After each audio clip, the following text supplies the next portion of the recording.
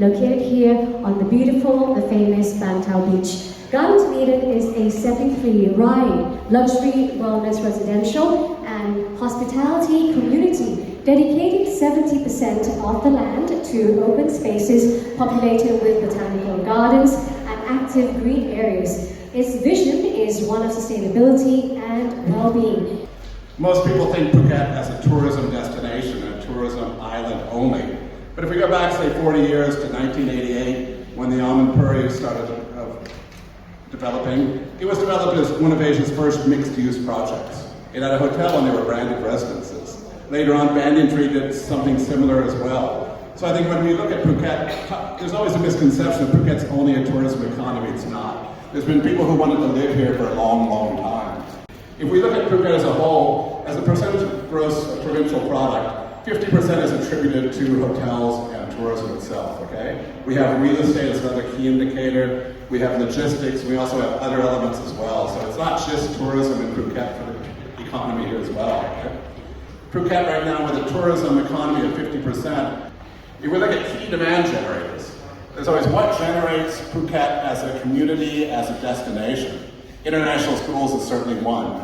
Right now there's 13 operating international schools in the island. In terms of our beaches, marinas, golf courses, and hospitals. So when we look at the infrastructure, it's not just infrastructure for tourism, it's infrastructure for lifestyle. I think that's really important. Now we look at the international schools.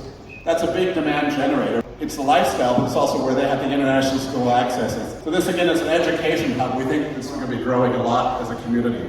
Okay? Hospitals, again, the same way. For international wellness, that's a key indicator.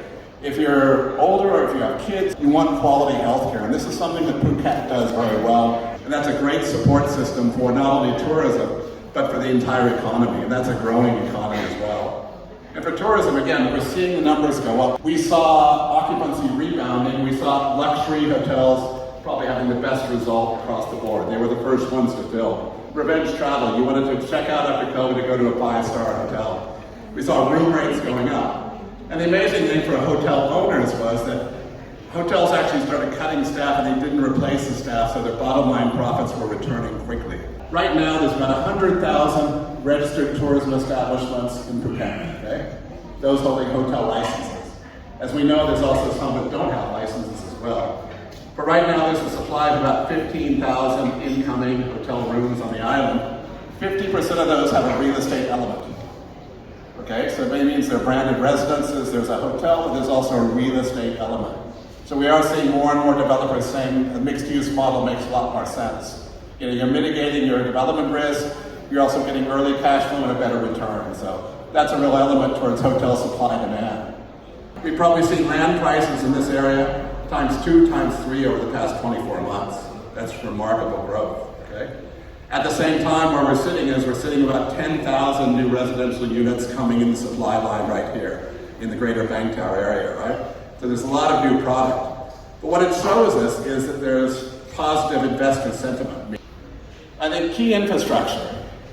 In Phuket, like many other places in Southeast Asia, the private sector and the public sector are disconnected because the private sector moves much quicker. Okay, that's put a stretch on highways, it's put a stretch on infrastructure and electricity and water and everything else. Too often people say, what makes Phuket different, okay? Why would you live in Phuket? I lived most of my adult life in Asia, and I chose to live in Phuket. And that reason was for lifestyle. Phuket's upcycling its story. It's not just a tourism story.